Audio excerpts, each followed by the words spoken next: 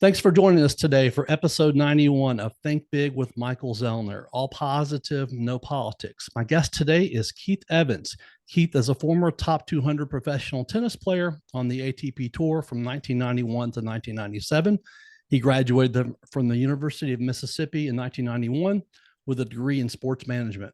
He is the former director of tennis at Germantown Country Club, former head tennis professional at Tunica National Golf and also tennis, and also former head professional at Goose Creek Country Club in Oxford, Mississippi.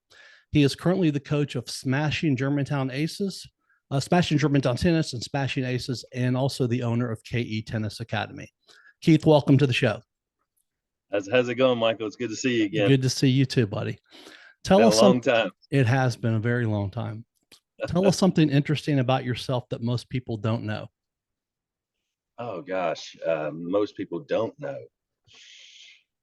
Well, let's see. I've got 4 kids that I love dearly. A lot of people don't know that. My mom is still alive. She's 87 years old. We just celebrated her 87th birthday. I'm an avid golfer. I like to play golf, and now I've got this new love of pickleball. So, I'm a tennis player and a former tennis pro at heart, but I've kind of started playing a lot of pickleball lately. Yeah, we're going to talk a little bit about pickleball today. Yeah. It's definitely a subject I want to reach. You grew up in Germany. There's not a lot that people don't know. That's good. That's good. You're very open book. So you grew up in Germantown. You went to Farmington Elementary, I believe. What are a few of the good memories that you have in your early childhood outside of tennis that still make you smile today? I grew up right next door to Farmington School, and I have some childhood friends that I'm still friends with today. A friend of mine, Phillip Cagle, he lived about 4 doors down from me. Keith Hooper, I don't know if you remember this guy. He was lived over by Farmington School. He ended up playing basketball for Mississippi State. Yeah, we were kind of all right there in the neighborhood together, and we went to Farmington, and some of my fondest memories of Farmington was playing basketball for Farmington and playing with those guys. Ray Rogers was on the team, but playing basketball for Farmington with those guys and still being connected with them is something that a lot of people don't get a chance to do, and it's great to still have them in my life. But playing basketball for Farmington and really having to make that choice in the 8th grade of dropping everything and playing one sport. I think really I was a pretty good basketball player. I probably could have, chose to play basketball, but back then the reason I loved tennis so much was because it was an individual sport.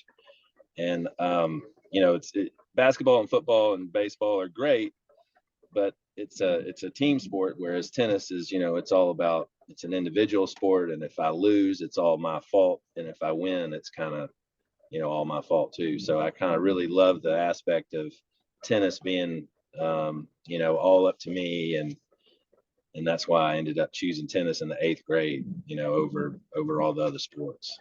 So, around the age of 8 or 9, one day you were at Holly Hills Country Club. You were fishing with your buddy, Phil Cagle. Your parents introduced you to the game of tennis. And that day, obviously, ended up having a huge impact on your life, Keith. What was your life like as a kid from that age forward through your teen years, with a major focus on becoming an incredible tennis player?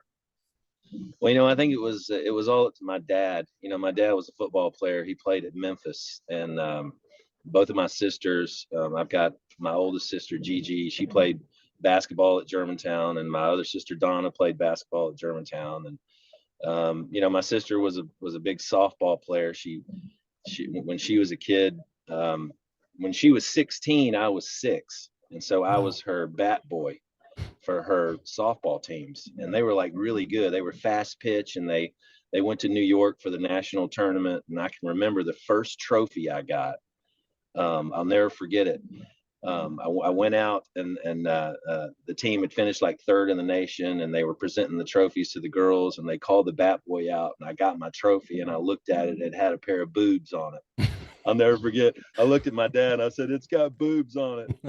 And so I kind of started crying. So my first trophy ever was being the bat boy for my sister's softball team. And so, our family, we always grew up watching sports and football. And I was supposed to be my dad's football player. And I played a couple years of football. The first year I got my collarbone broke, and I had to sit out half the season. And the next year I was back and I was ready. And then I broke my arm that year. Oh, wow. And so I was just kind of like, that was the end of football. And so, just growing up in a competitive family, my dad taking me out to Holly Hills, and my dad and mom were, they joined that club out there. I'll never forget it. I used to love the swimming pools out there, the platforms. That big diving boards there. Oh, they were awesome. Yeah. Yeah, they were great. And so, there was a tennis pro out there named Kevin Doyle, and my parents got me a tennis lesson with him, and I just kind of, started playing from there, and got it. I loved it.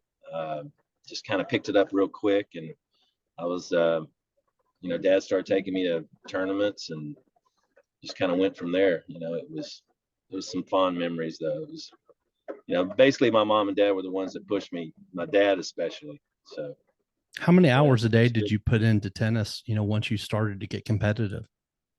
He would come home from work around 3:30, and I'd get out of school at 3. And so I'd get home, and he would get his video camera. I remember when I really started getting to where I thought I was pretty good junior player was he would take that big, huge VHS video camcorder, and he would take it out to Wimbledon, and he would video, my lesson, and he would video me serving, and then we would go back and we'd have dinner, and then we'd watch it after dinner, and he would just kind of show me on video, what I needed to, basically reiterating what, my coach at the time, Mark Wilson, was trying to teach me.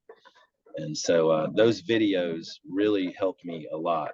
And, even today when I'm teaching these kids that come through the academy, I use video a lot, and it helps tremendously for them to be able to see themselves and compare them to another player. And but we did that back in the day, so right. He would video my tennis matches. I can go back right now, and I've got like where I'm playing in the finals of the boys 14s.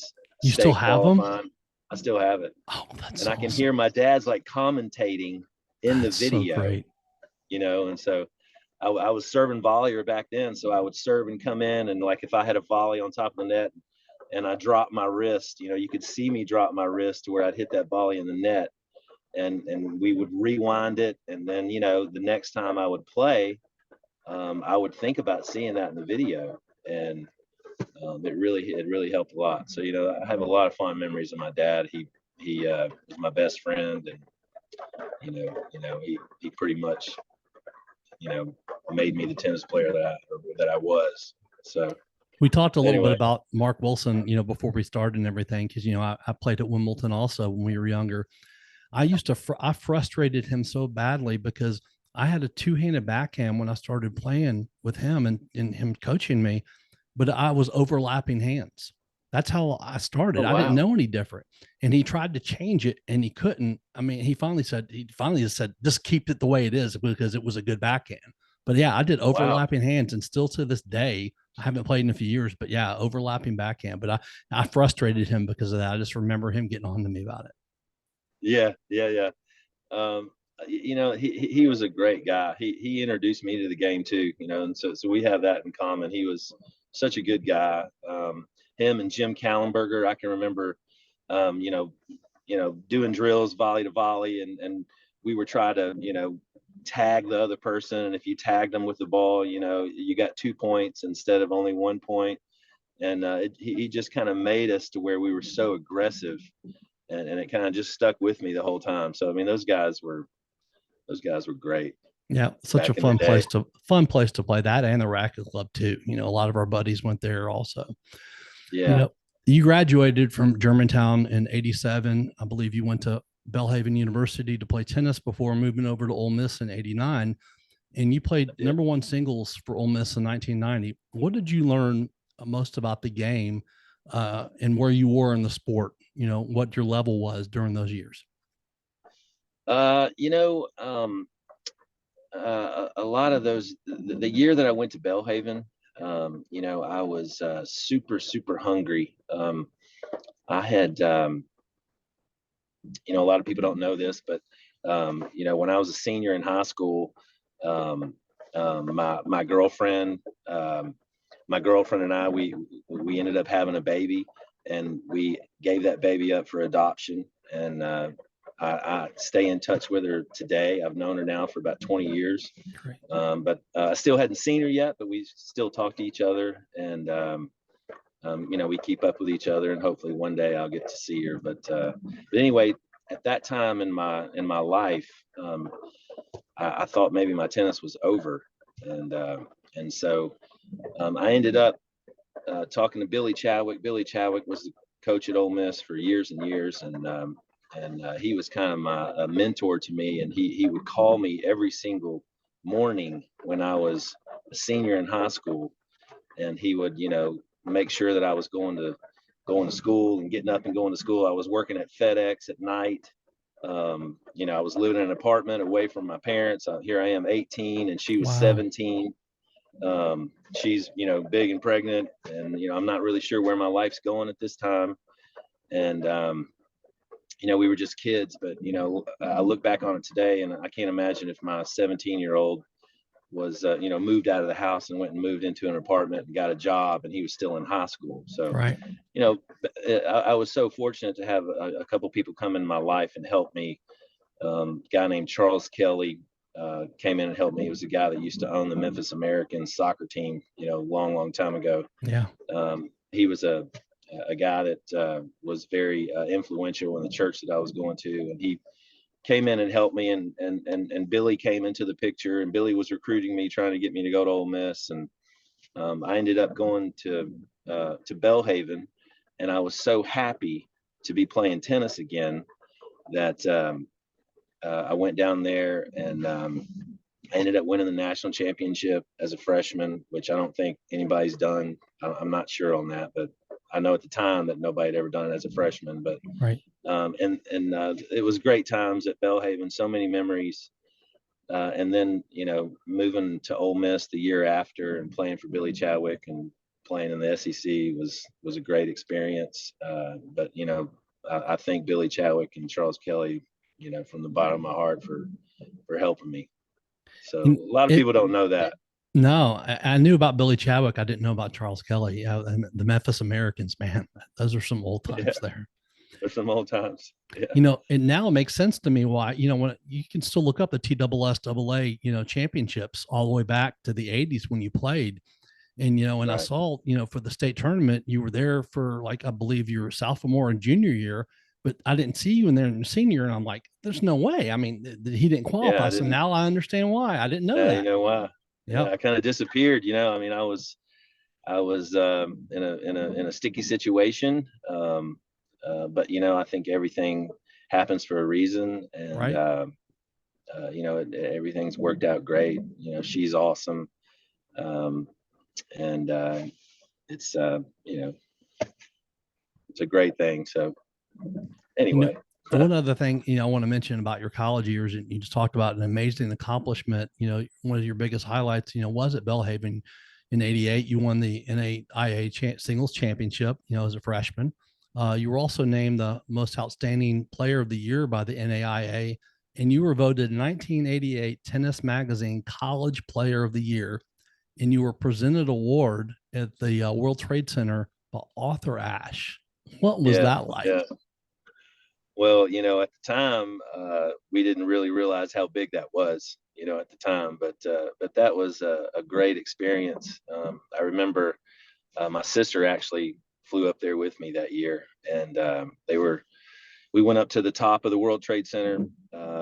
There was a place up there called Windows of the World. It was a restaurant that was there, and we had this little presentation, and it was the NCAA champion, singles and doubles, men's and women's, and then they had Division One, Division Two, NAIA national champions, and it was Tennis Magazine um, Player of the Year type thing, and so they called my name. I went up there, and I got my picture with Arthur Ashe, And I didn't even realize that I had that picture until my sister gave it to me about 10 years ago. All right. And we kind of figured out where we were, and we looked back and we remembered, and we were like, oh my gosh, this is like, a classic picture. So, yeah, it was good stuff.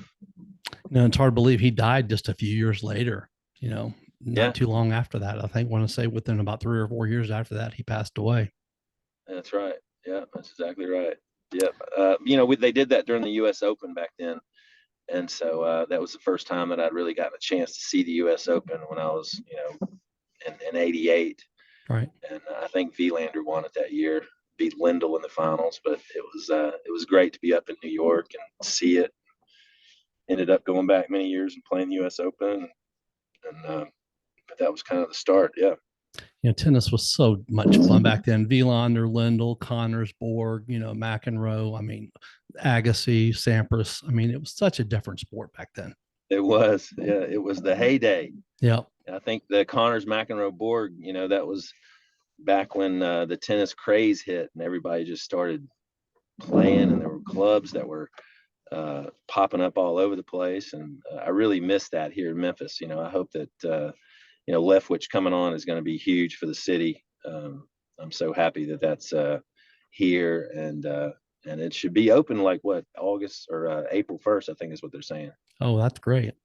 And speaking of Yeah. Connors, I started my first racket was the T2000.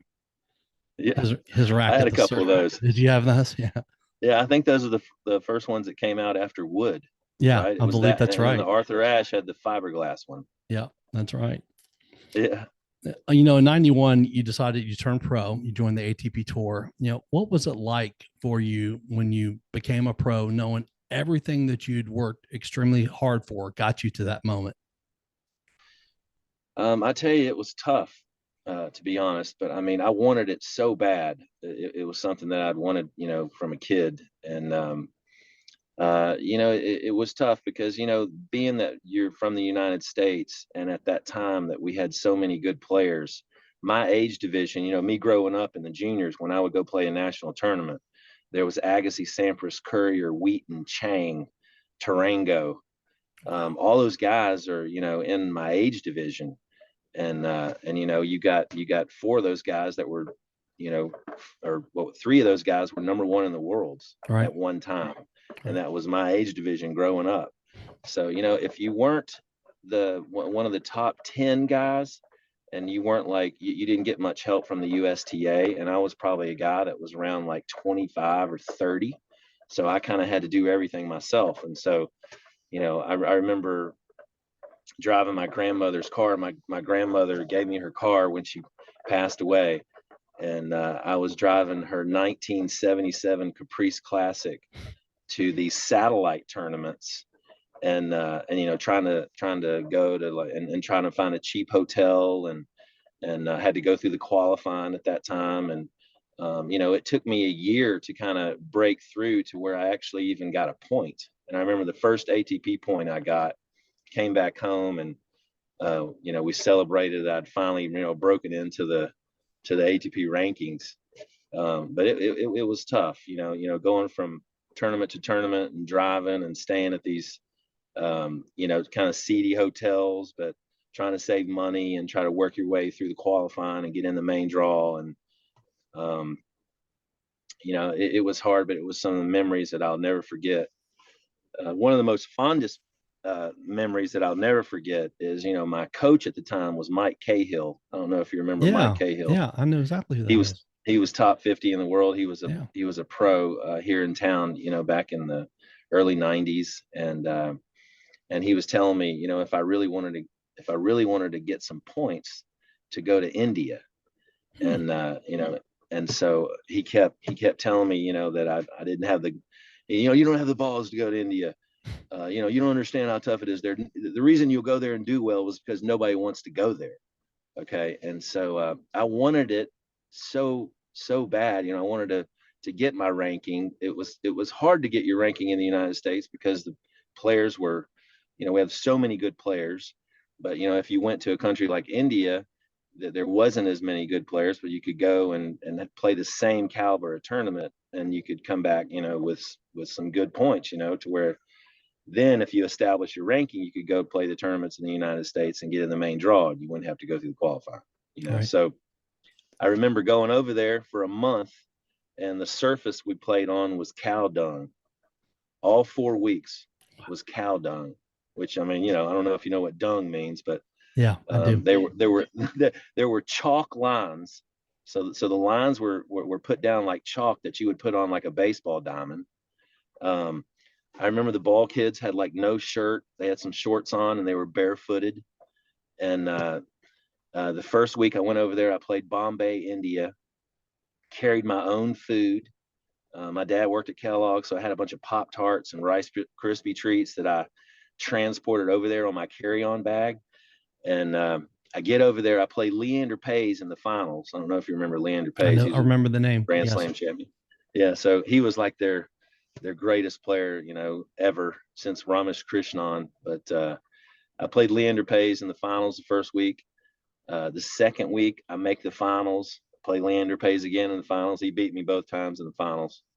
But and then the third and fourth week, I was so sick from just eating. You of course you wouldn't drink the water over there, but like if you were over there for that long, we knew that I was going to get sick. Everybody that went there at that time would get some kind of stomach virus or stomach issue. And so the next 2 weeks, I ended up losing like second round. And but you had to play all 4 tournaments, so you had to stay over there for a month in order to get the points. And so my India trip, I ended up getting 10 points coming back. I was ranked around 620 in the world. And that's what kind of, got me going to where I was in some main draws and starting to make some moves, So it's a fond memory that I'll never forget, being in India for a month. Yeah. I'd love to talk about a few of your big single wins as a pro. You beat Italian Open champion Alberto Mancini, whose highest ranking as a pro was number 8 in the world. And you also beat Patrick Rafter, who I remember really well. He won the U.S. Open twice, and also he ended up becoming just a few years later after you beat him number 1 in the world in '99. He did. What do you remember most about those matches? So, about Rafter was on the satellite tour. He was kind of a late bloomer. I can remember, we were in like, I think it was Macon, Georgia. And I was probably 21 and he was probably 19 or 18. And, we kind of both had the same game. He was a chip and charge and serve and volley. Back then, that's exactly the game I played. I came to the net on everything pretty much. If you had a weak second serve, I was going to come in on it. The only time that I would ever stay back would be if you had like a big monster serve and I was just trying to get it back. So other than that, we both kind of played the same game. I had a 2-handed backhand return and he had a 1-handed backhand return. And I think that was kind of the only difference, that maybe I was a little bit more consistent with my return back then. And so I ended up, beating him. I played him in doubles a few times too. And went back and forth in doubles. But I remember he ended up getting a fitness trainer down in Australia named Nails. And he ended up like getting in phenomenal shape. And that's when he started making his move. And he just kind of got in a challenger one week and ended up winning it. And just kept working on his fitness. I can remember him saying that he was in the gym way more than on the court, or working out way more than actually playing tennis. And so he became a fitness freak and started eating right, and the results showed. He ended up being number 1 in the world.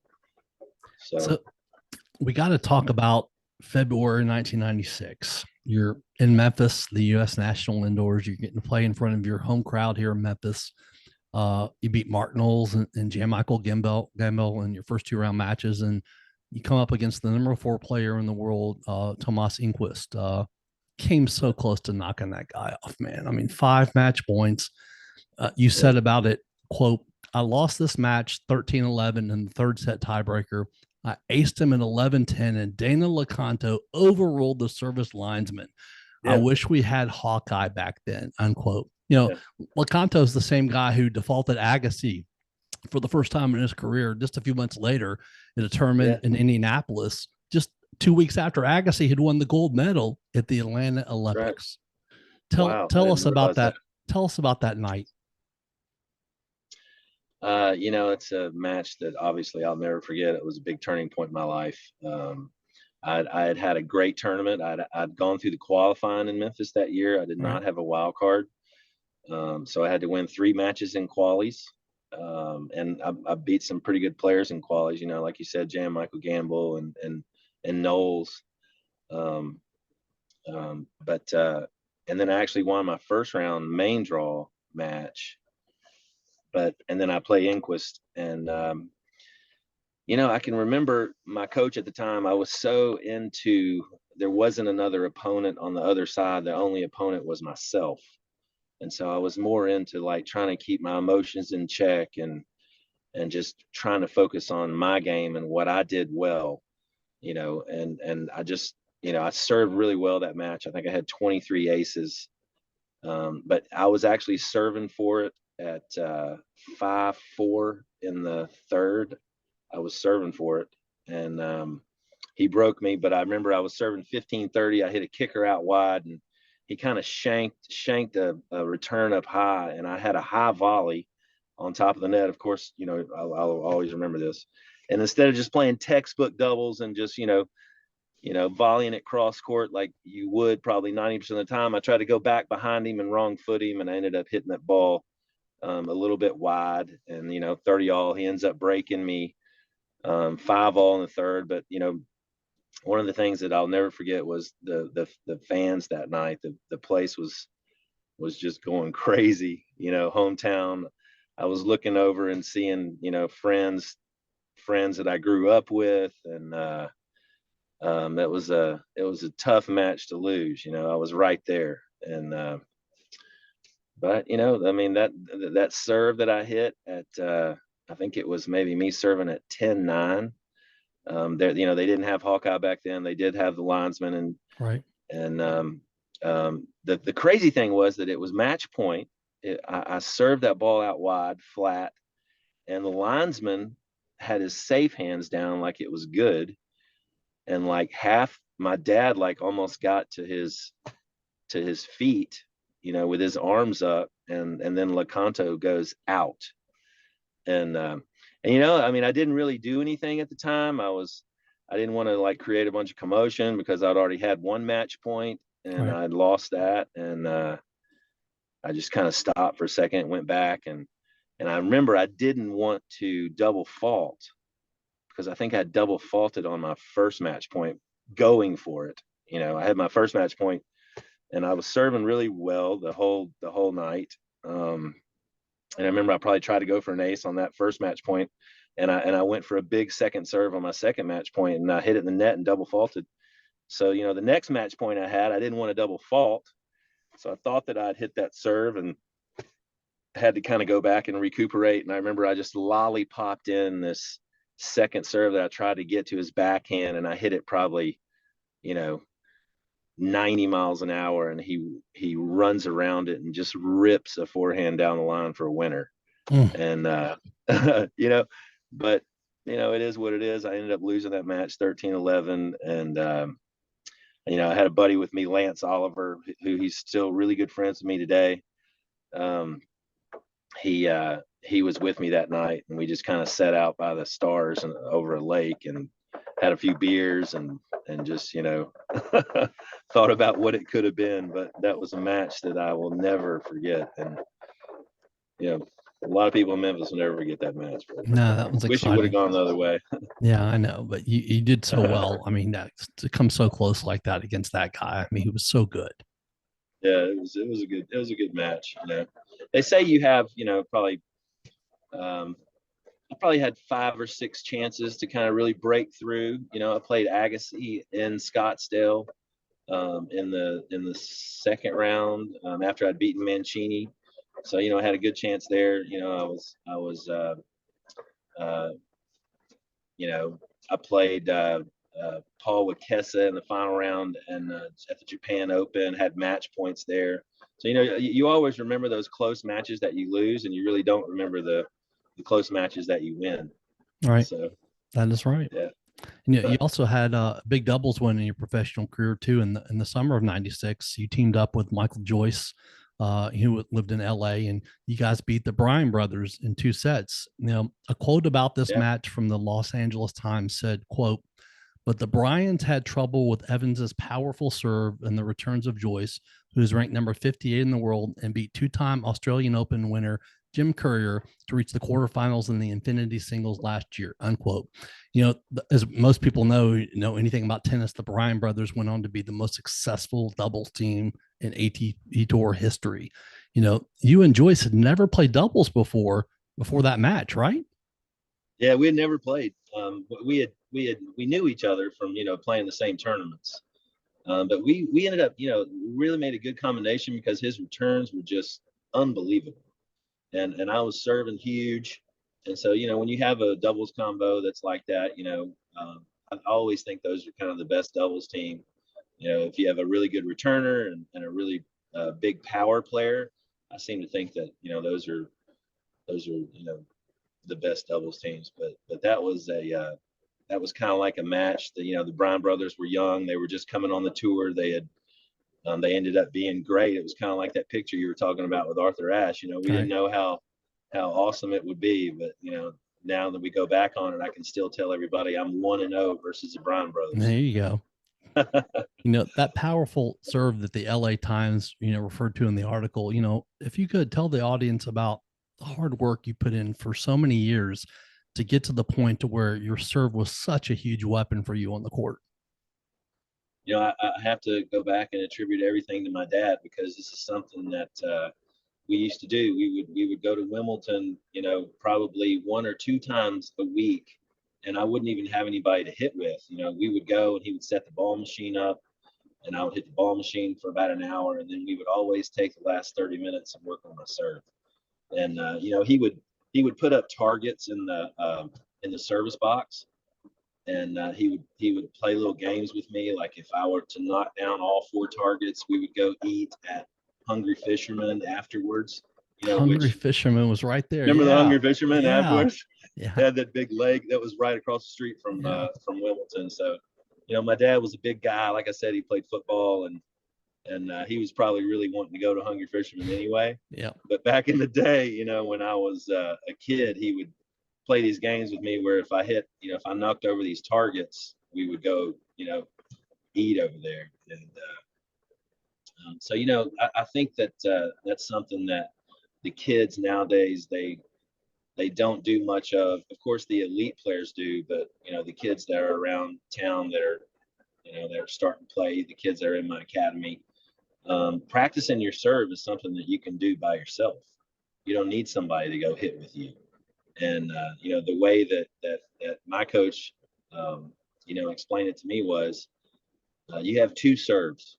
So your first serve, you go for an ace, and if you do that, if you always go for an ace on your first serve, or kind of have that mentality, um, your serve's constantly getting better and better each match you play.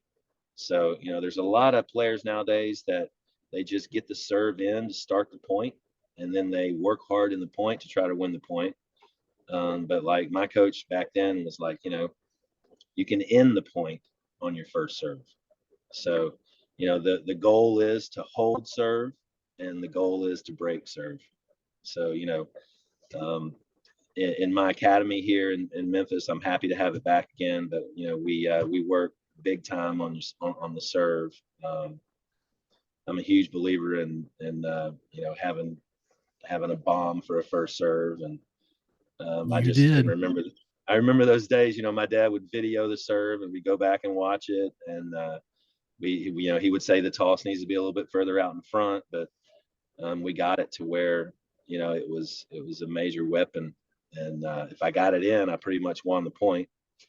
Or if I didn't get it in, a weak return would come back, and I'd be there for another offensive shot. So um, yeah, it was some great memories. The But Keith Evans serve. Yeah, I I kind of remember. got it from Roscoe Tanner. You remember that little Yeah. low ball toss, So Yeah. I remember watching Borg play Roscoe Tanner in the finals of Wimbledon in like what 76 or something, and 77 and just watching that low ball toss. And that's kind of where I got it from. Yeah.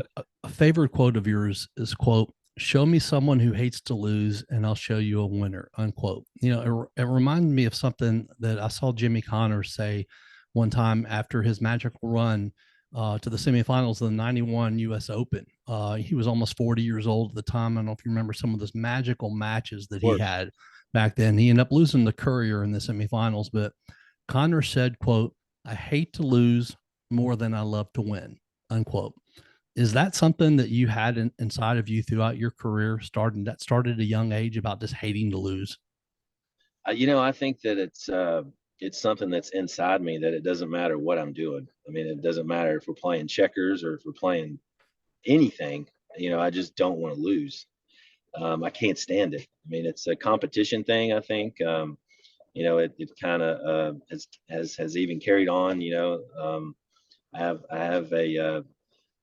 I have some serious competitive blood running through me, I guess you could say. But I mean, I like a player that is like that and has that kind of mentality. One thing my dad always told me is it's better to pour cold water on them than try to start a fire underneath them.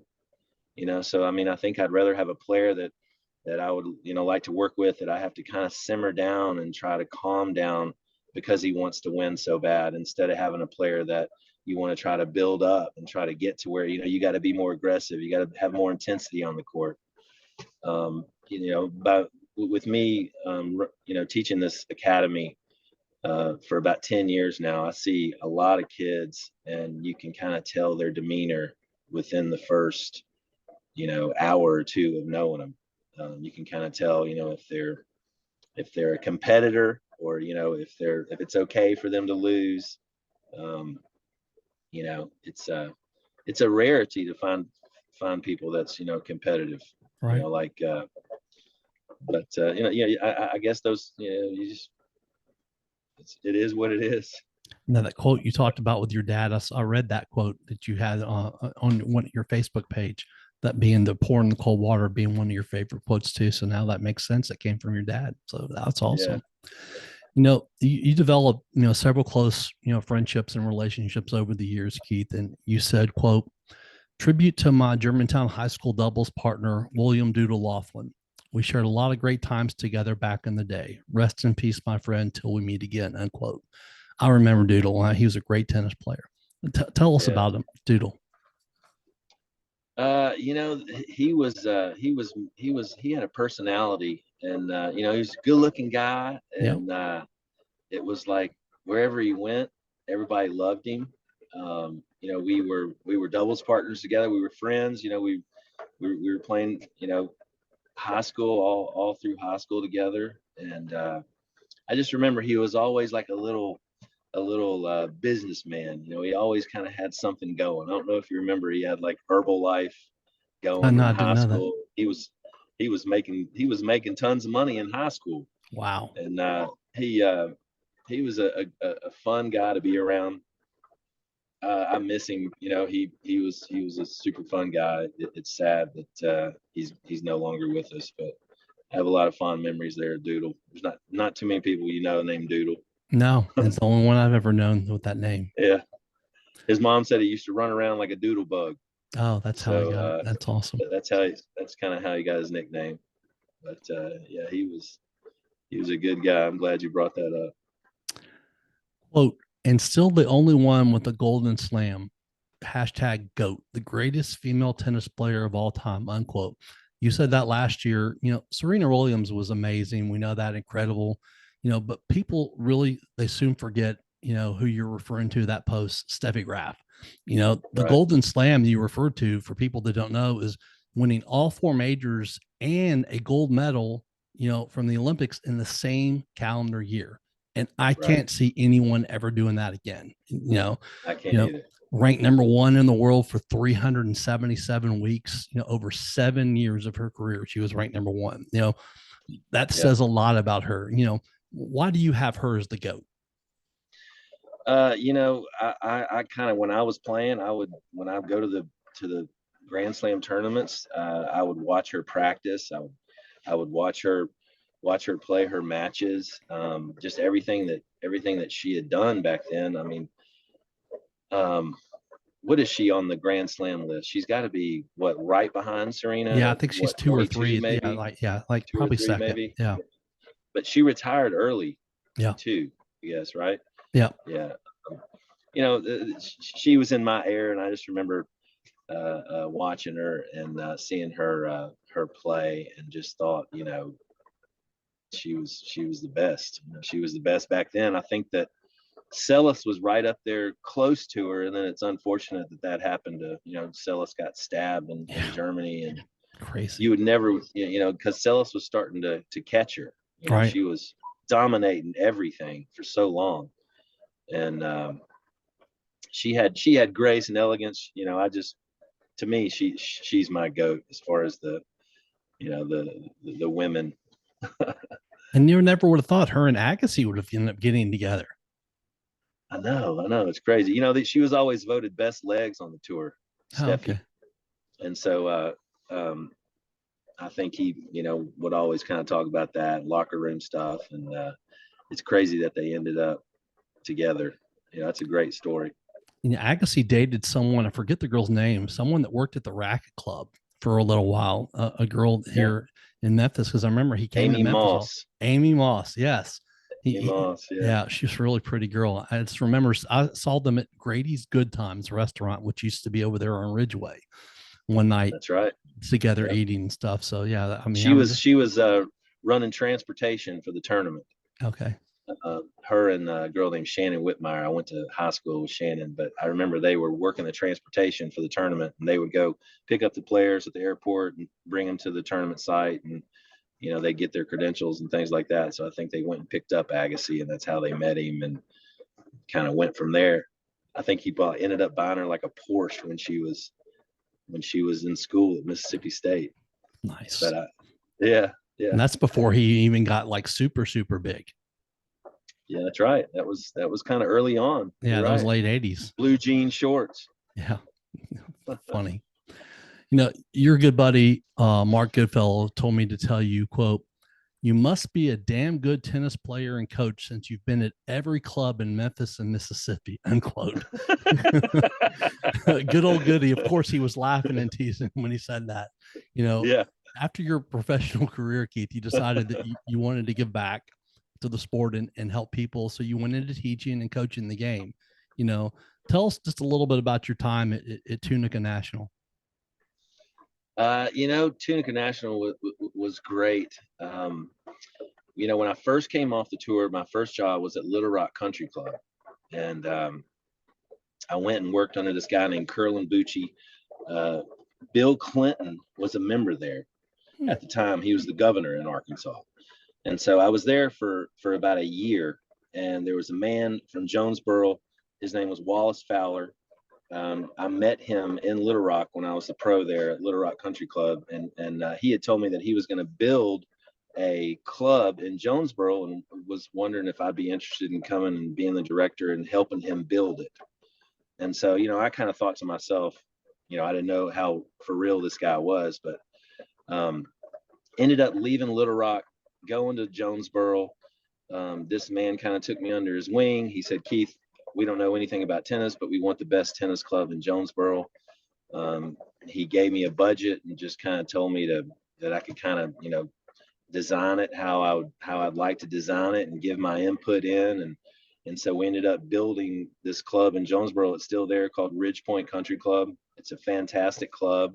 I was there for about 5 years, and there was a man in Tunica named Charlie Williams, who I'm still a dear friend of mine. He came to Ridge Point and wanted to tour the facility, and he had heard great things about it. And I gave him a tour of Ridge Point, and he absolutely loved it. And then he wanted for me to do the same exact thing in Tunica. Wow. And so they hired me in Tunica when Tunica was a flat cotton field. There was not anything built on it yet. It was just kind of a thing that was a dream. And of course, it was 2002, 2003, when the casinos had just kind of popped up, and it was just booming down there at the time. And so I was in the development of Tunica National. In Tunica National, the clubhouse, the pro shop, the all upstairs is kind of a replica of Ridge Point in Jonesboro. And I was there for about 8 years. At the time that we opened, we were the only indoor clay court facility in the eastern part of the United States. The only other indoor clay court facility was in Colorado. And there were a lot of skepticism about it because, being on clay, you have to water it. It has to stay a certain temperature. The hydrometer in there has to stay a certain level. Otherwise, it would kind of become like a greenhouse effect, being indoors and being on clay that you're having to water. And so there was a lot of skepticism about, will it work?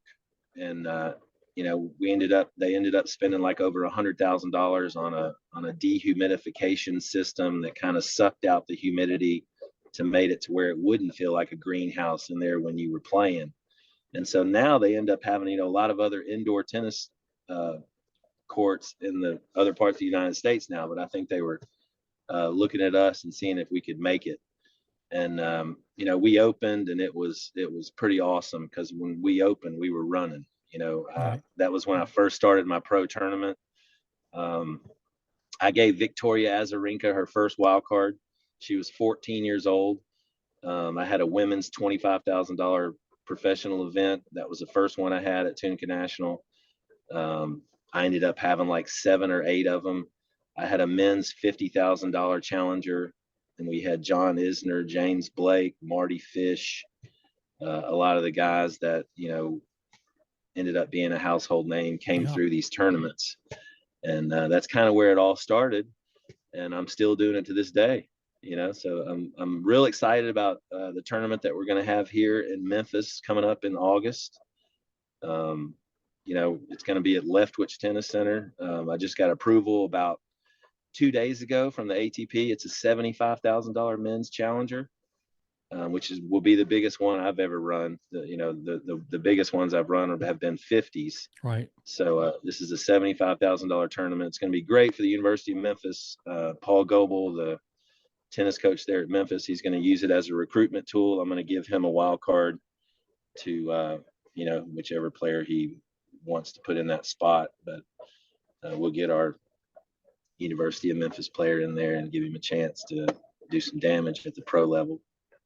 Now, I want to bring up something at Tunica that happened. You were asked by Tunica banker Lee Turner to play a friendly match.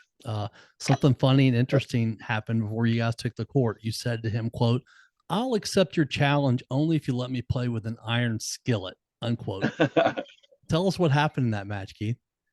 There's so many different stories about this. Okay, so this is the story. Okay, so we used to have this league called Monday Night Football Men's League.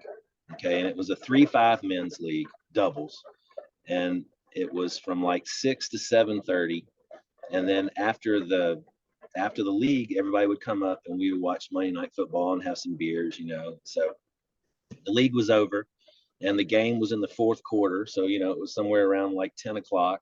So everybody had a few beers, and we're sitting around, and there's about 8 or 9 guys that are all sitting around there, and somebody said something like, to Lee Turner, I bet Evans could probably take a golf club down there and beat you or something. And so ended up, I said, you know what? I said, I guarantee you I could probably get a frying pan in there and take it down there and beat you.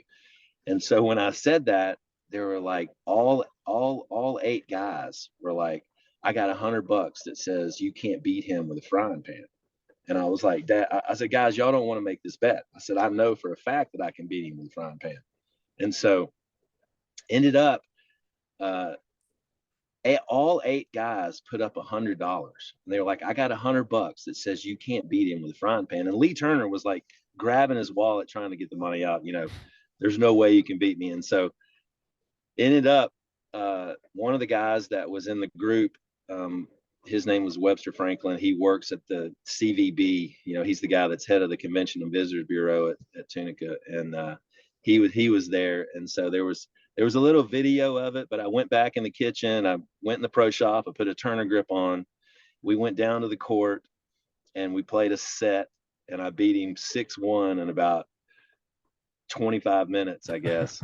And it ended up getting on the AP wire, and somebody read about it down in Florida, and so it ended up getting out. And they engraved the frying pan. They put it up in the pro shop at Tunica National, and they said, first annual skillet match, Evans versus Turner, and gave the date.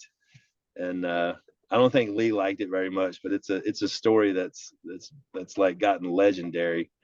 But all I did, basically, I couldn't hit any ground strokes. I would just kind of serve and run to the net, and wherever he returned it, I would just kind of volley into the open court with a frying pan. And so it was pretty easy to beat him, but probably couldn't do that with a higher level player. So right.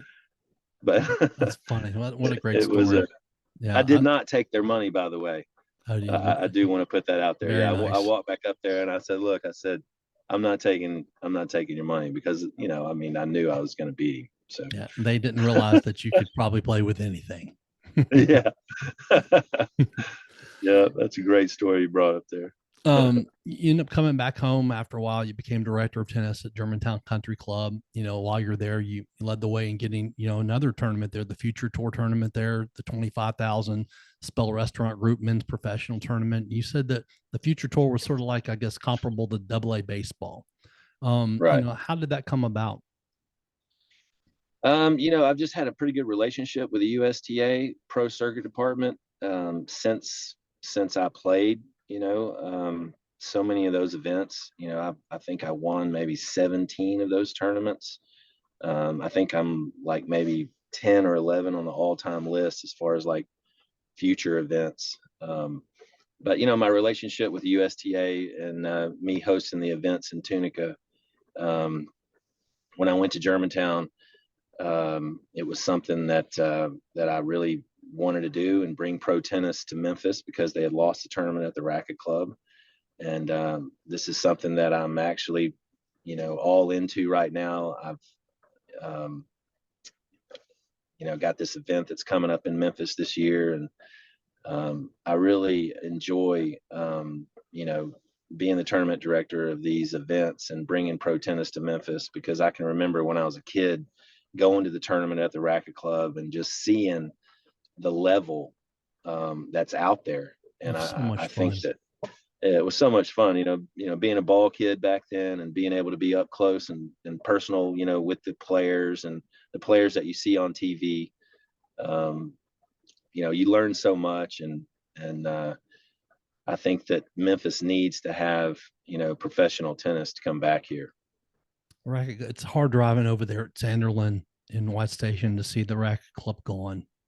I know it's crazy. I mean, just empty. That's why Leftwich is going to be such a big refreshment. So can't wait till Leftwich gets here. And I think Goody's got the Goodfellow courts too, right? Yeah, he does. Yeah, we're going to talk about that a little bit here too. Also back in 2018, your 7-0 mixed doubles team were national champions. The first ever at Germantown Country Club. That had to make you feel really good. Yeah, it did. Yeah, I that's a pretty good little topic you brought up there. Yeah, they ended up going all the way, winning the national tournament.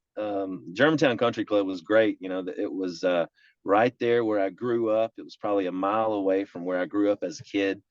I knew, everybody in the area. Having the pro tournament there was great. It was I missed that place a lot. So I was really hoping that Germantown would come in and the city of Germantown would come in and keep the tennis courts there. But I think they maybe just broke ground on this new construction housing thing they're doing now. Finally. Of course.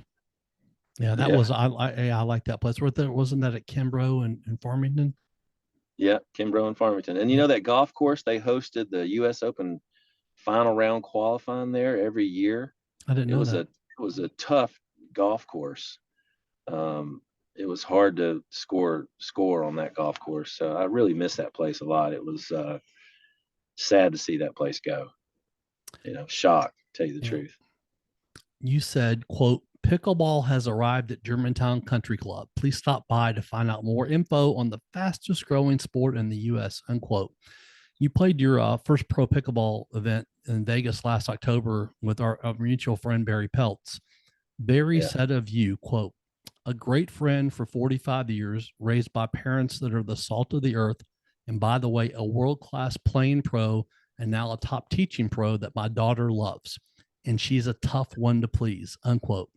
Of course, he's speaking of his daughter Zoe, who you've been coaching. Right. I think she's just 4 years old. Yeah. Tell us about your relationship with Barry and Zoe, and then if you would, tell the audience a little bit about pickleball and why you love it so much and why you think it's become so big. Well, first about Barry, Barry and I grew up together. I used to watch him spin that racket when he was 12 years old. And for those of you who never seen Barry play tennis, he can twirl his racket like a baton. And he's kind of known for that everywhere we go, like, oh, there's that guy that twirls his racket. But Barry and I have known each other for so long. And I've known Barry's dad and for so, since we were kids. And the thing about our parents were that both of our parents were really hard workers, just salt of the earth people, would give the shirt off your back to each other. I miss him a lot. He was a Don really was fun a character. guy. He was a character. He really was. Yeah. I mean, he would go in. I saw him one day at CK's coffee shop about 15 years ago, probably. And he sat down and I was sitting in the booth beside him. And of course we were talking about Barry and I asked him what Barry was doing and stuff. And so the waitress came to the table and asked him what he wanted. And he said, well, for starters, I want a piece of chocolate pie. And he said, for lunch, I want another piece of chocolate pie. And then for dessert, just bring me another piece of chocolate pie. I kid you not. So he would eat like 3 pieces of chocolate pie and then he was gone. But he was a great guy. And so Barry and I have known each other forever. I started teaching Zoe when she was 4 years old. I cannot believe that she's getting ready to go to college. She is at Hutchinson now. She's a senior. She's come out and hit with me a couple times lately. And yeah, it's just a great family. Barry's been awesome to me all through the years, and proud to call him my friend. So he's good. What was the other part? Pickleball. How playing pickleball, yeah. and why do you think it's become so big? I honestly I think the reason it's become so big is because the people that are my age, back when we were talking about McEnroe and Connors and Borg and the tennis boom, when everybody was playing tennis, that was kind of the 80s, 90s era. And I think those people, there were so many people, in the tennis boom, they've kind of trickled into pickleball. And if you're a tennis player and you do go and play pickleball, it just resonates so well with each other. The best pickleball players are tennis players. And so, the players that are playing pickleball now are like racquetball players, ping pong players, handball players, badminton players. But I had never even known what I was getting into until Barry asked me to go and play doubles with him in this tournament in Vegas. And we go to Darling Tennis Center last year, my first professional pickleball tournament. There's like 1,400 people in one tournament. And there were food trucks, there were vendors set up all over the place.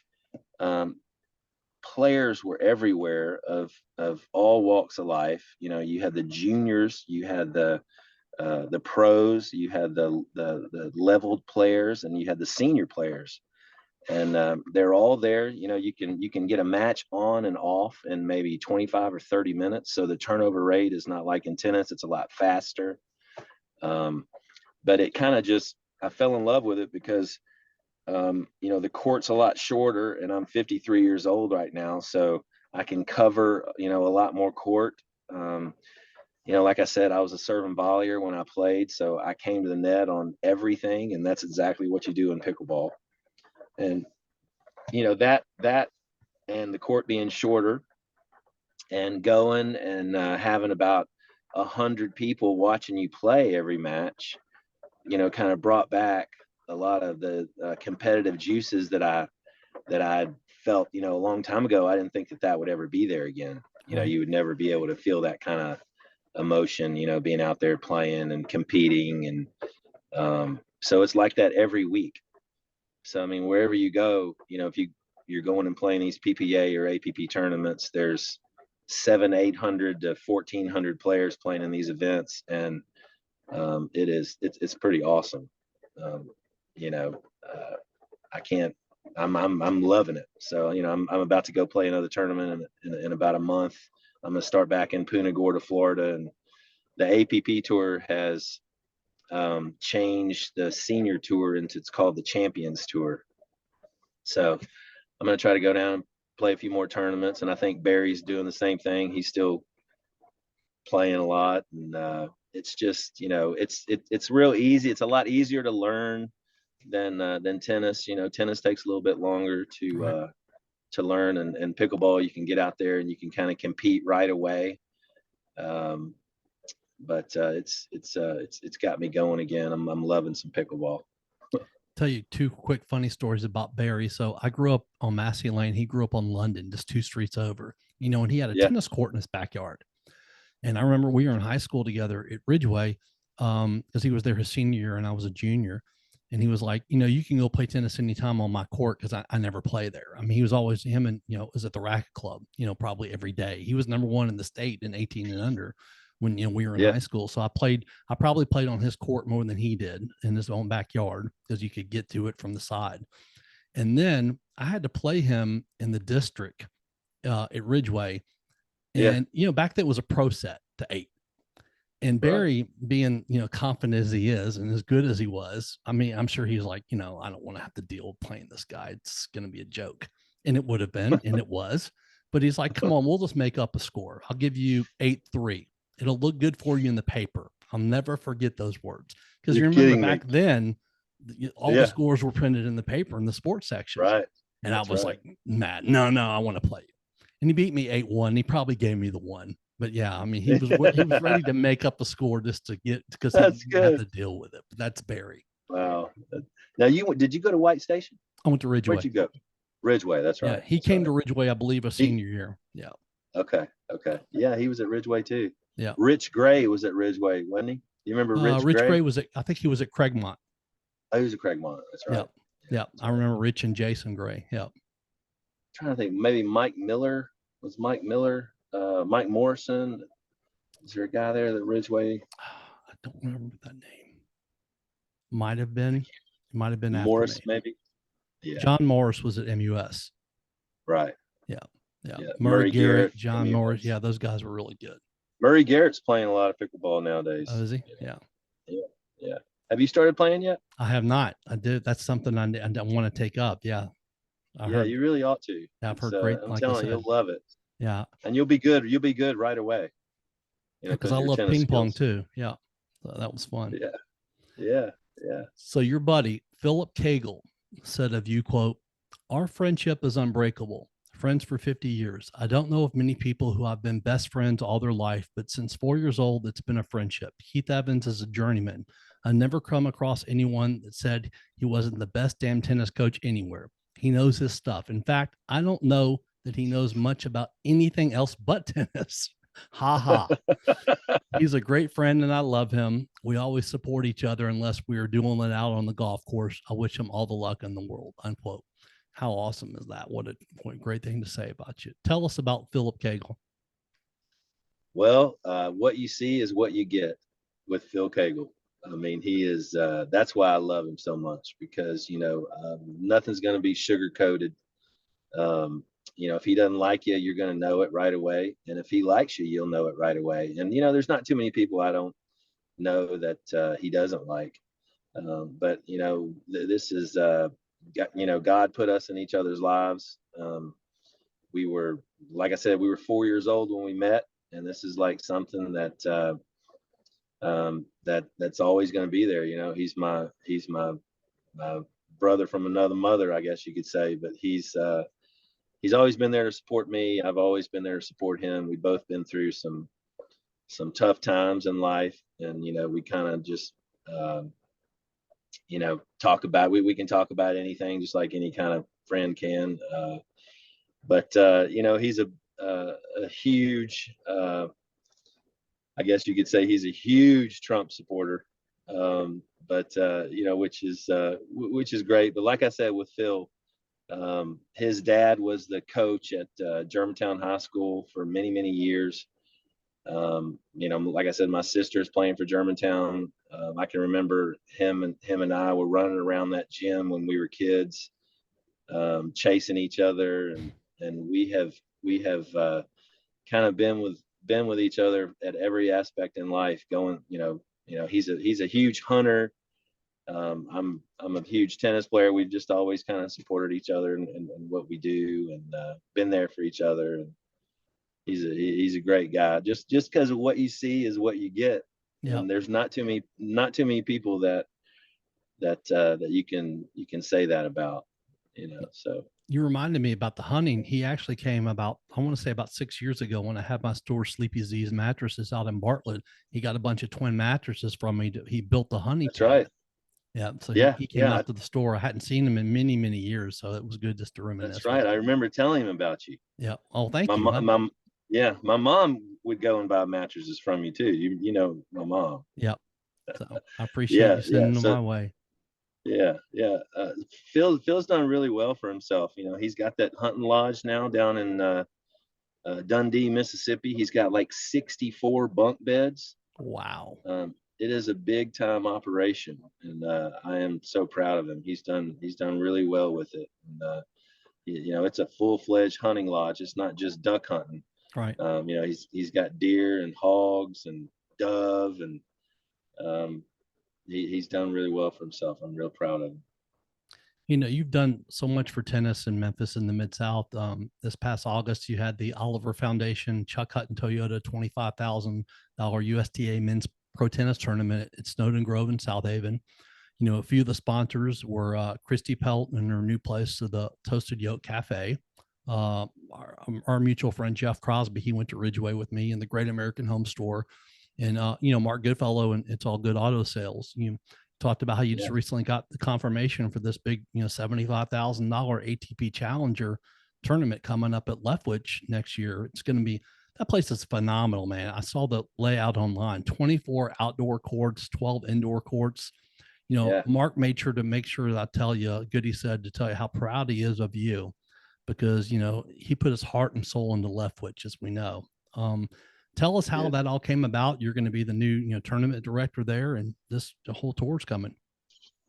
Well, it's just kind of based on what I've done in the past. I had this tournament. One of my best friends in the world is Michael Johnson. He's the director of tennis at Snowden Grove Tennis Center there in South Haven, and he's such a good guy. He used to be my hitting partner back when I was on the tour. He was one of the pros at Memphis Country Club, and I was the touring pro out of there at the time. And me and Michael used to hit off the ground, and he would work me out a lot. And I remember a lot of days that I would do lots of push-ups working with Michael. But anyway, so he has been so nice and let me host this event at Snowden Grove 2 times. It's been a $25,000 tournament, and Snowden is not big enough to host a challenger event. And with Leftwich opening up, being that they have 24 outdoor courts and 12 indoor, that is a facility that can end up hosting a big time tour event again. The goal for me is to try to bring a tour level event back to Memphis, maybe a 250. That'd be awesome. And there's not a better place that you could host it than Leftwich. Right. We can set the stadium seating up around the courts just like we used to do at the Racket Club. If we want to go outdoors, we can. We have the room, and if we want to go indoors, we can. So my goal is, like I said, back when we were kids, being able to go to the Racket Club and seeing the tournament and seeing the players that you see on TV up close and right there in front of you, and watching them actually hit the ball did something to me, to where it made me want to become a professional tennis player.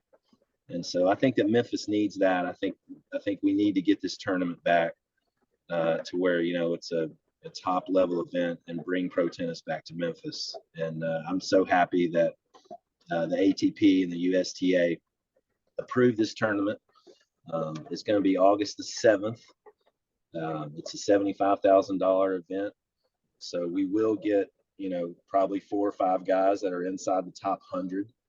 And hopefully this is going to be a event that gets a little snowball rolling, and see how we do this year. And hopefully maybe in the years to come, we get it 2 or 3 years from now, we're back as a site in Memphis, one of the big time tour events, to where we can get a, top ranked player.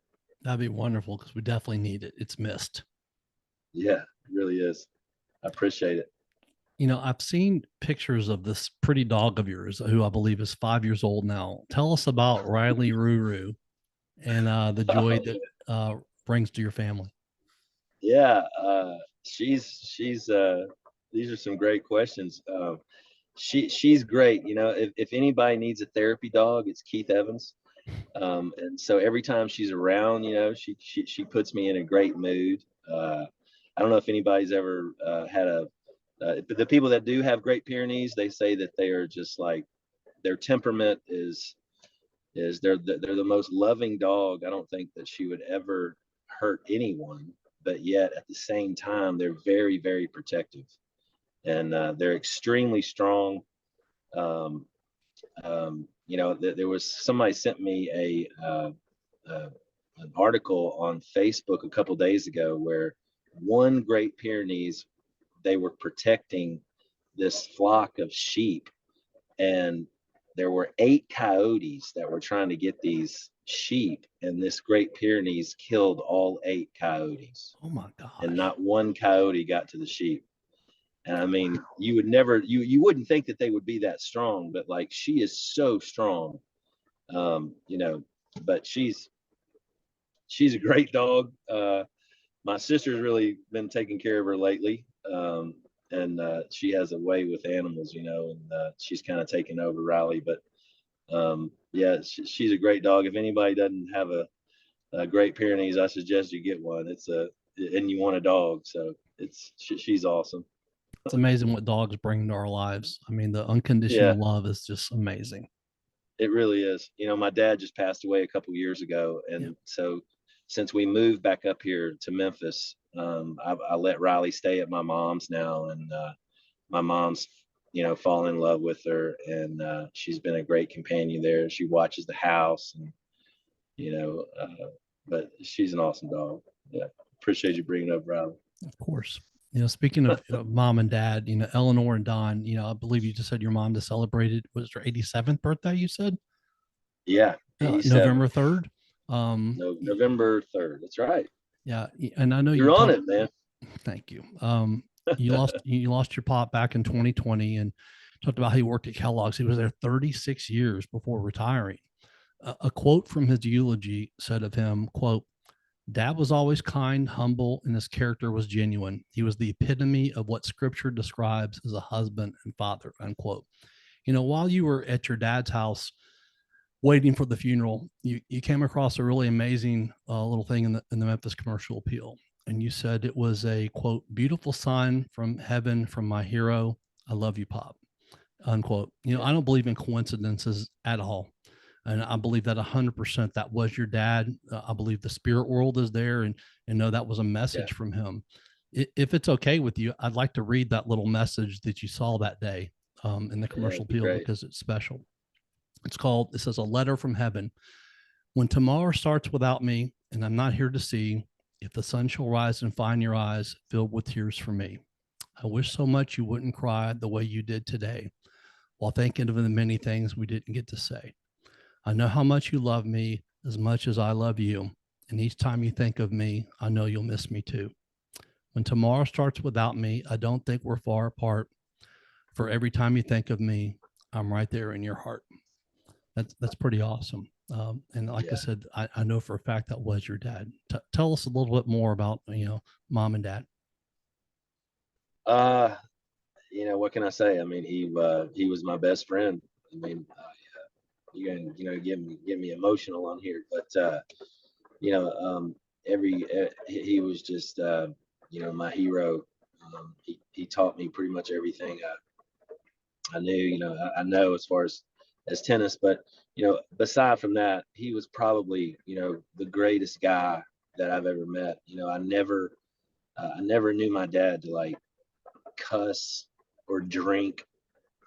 He wasn't a big drinker at all. Every once in a while, he might have a Bloody Mary if he was, with some friends of his.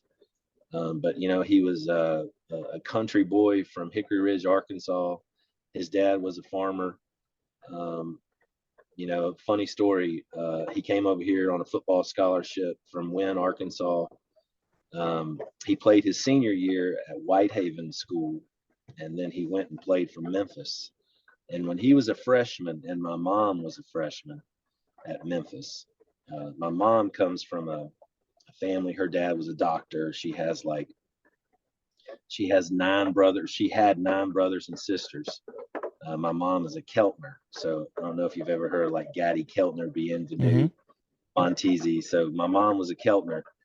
And so my dad was just, humble, poor country boy from, Wynne, Arkansas, coming over here. And so he meets her at a party, and he asks her out, and they go out on a date. And he comes back home and back to the athletic dorm, and his roommate, he actually told his roommate, he said, "Oh my God," he said, "I pity the poor bastard that marries that woman." And so they didn't talk to each other for like 2 years. And so he's a junior at Memphis now, and she's a junior, and they run into each other again, and they end up going out, and then they end up, marrying each other, and they stayed married for 63 years. Wow. But my dad was a hard worker. He was just a really, really great guy. He never met a stranger. Like I said, he didn't smoke, he didn't cuss. I grew up going to Germantown Baptist Church. When I think of my dad, I just know how much he loved my mother and how much he loved his family. And I miss him. I miss him a lot. But, it's hard. I lost my dad, a great guy. 9 years ago. Same year that Barry lost Don in 2013. It's tough. We never get over it. I'm sure you probably heard this. You get through it, but you never get over it. And talking about the no coincidence thing, the fact that your parents ran into each other a couple of years later, that was supposed to happen.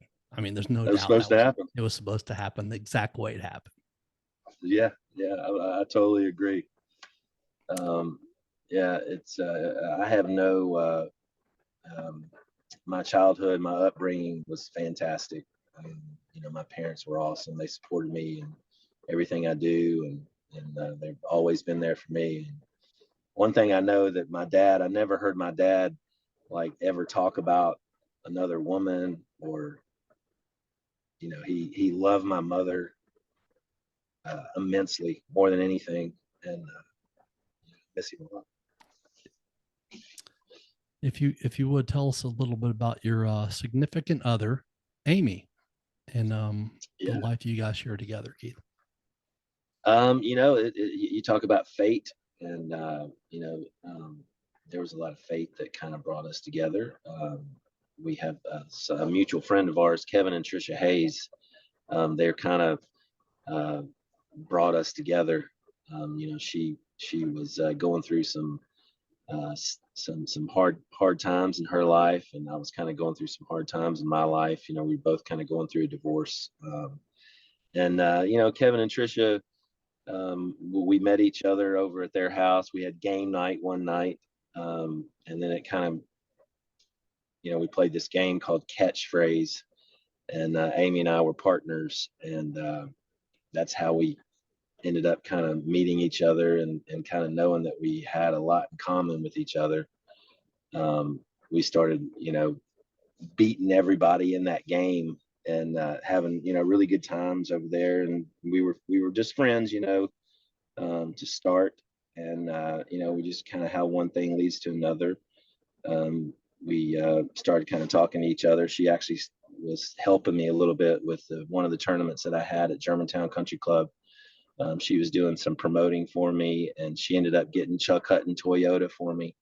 Her stepdad is Chuck Palmore, and he was the GM at Chuck Hutton Toyota, and he's a great guy. This guy's so much fun to be around. He's one of these guys that you meet and they're just infectious. You kind of just they're just awesome. He's a lot of fun to be around, life of the party. And so she ended up, getting that sponsor for me, and we just kind of went from there. We have a lot in common. She's an awesome lady, and she's my best friend. So good for you. Once again, the power of a appreciate it. moment, how obviously Kevin and Trisha probably hopefully set that up a little bit there for you guys to get together. Yeah, they did. We can thank them for making that happen. And I remember, like, the first time I asked her out, I didn't really ask her out. I just asked Kevin if she would be interested in going out. And her first thing was number 1, no, and number 2, no.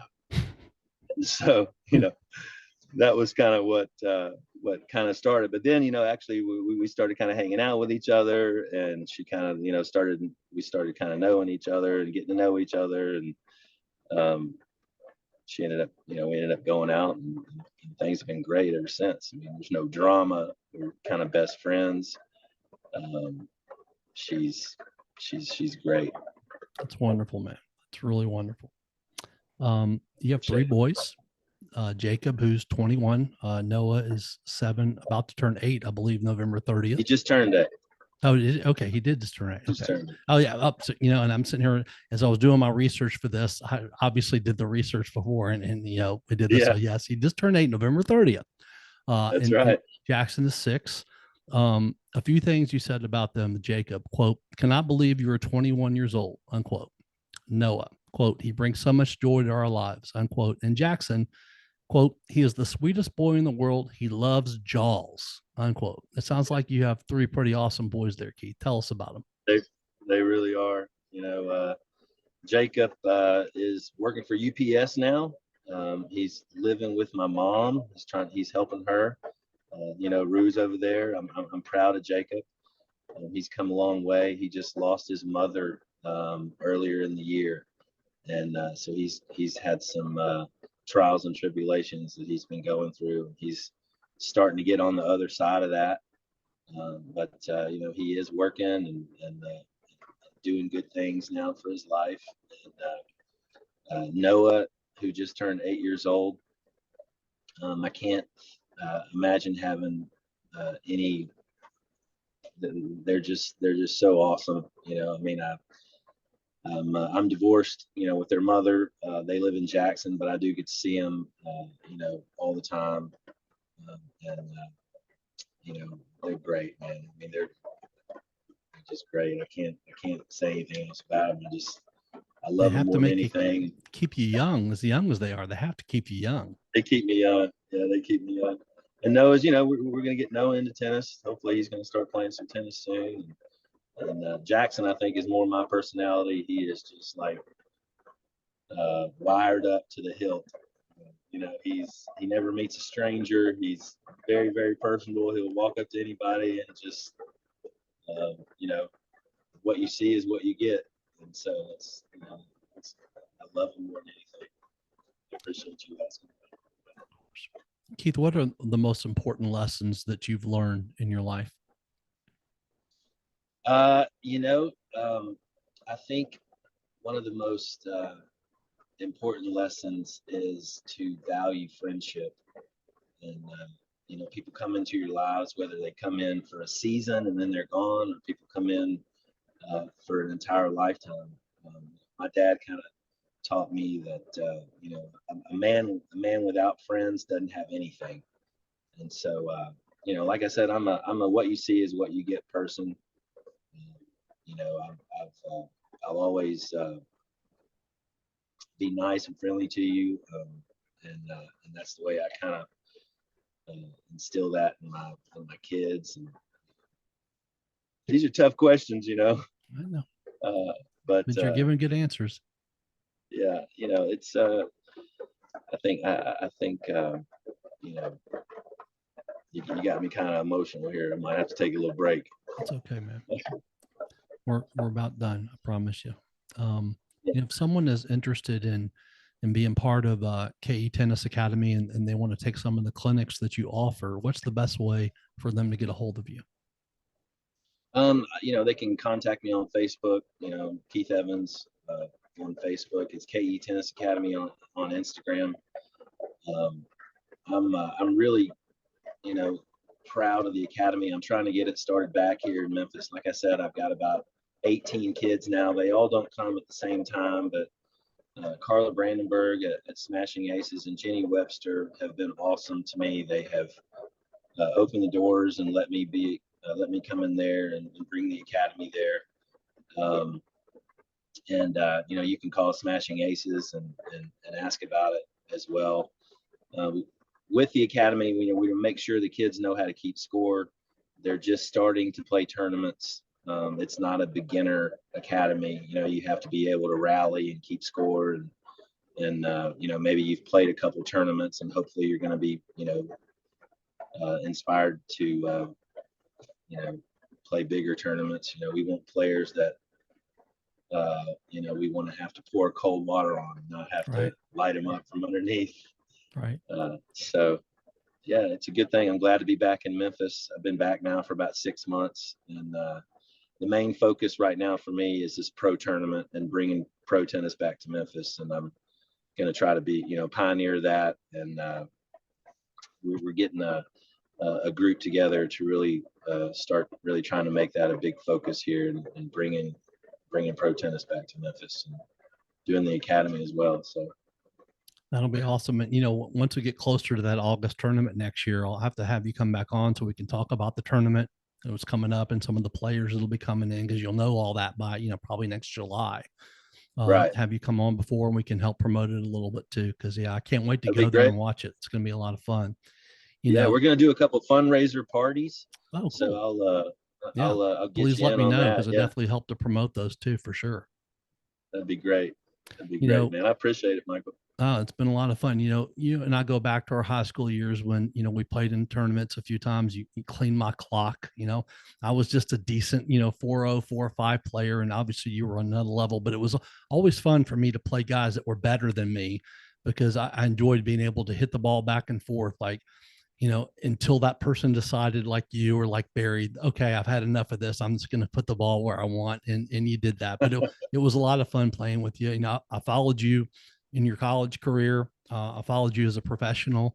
So that was a lot of fun to see you be able to do that. And I was not at that Tomas Enquist match that day, but I remember, checking the score and everything and seeing how close. And I was like, God, he was so close. But yeah, but you did great, man. And, it's been fun reminiscing about your life, your career in tennis. And, I can't wait for that tournament next year. It's going to be great to have pro tennis back in Memphis again. Man, I appreciate you. And thanks for having me on your show.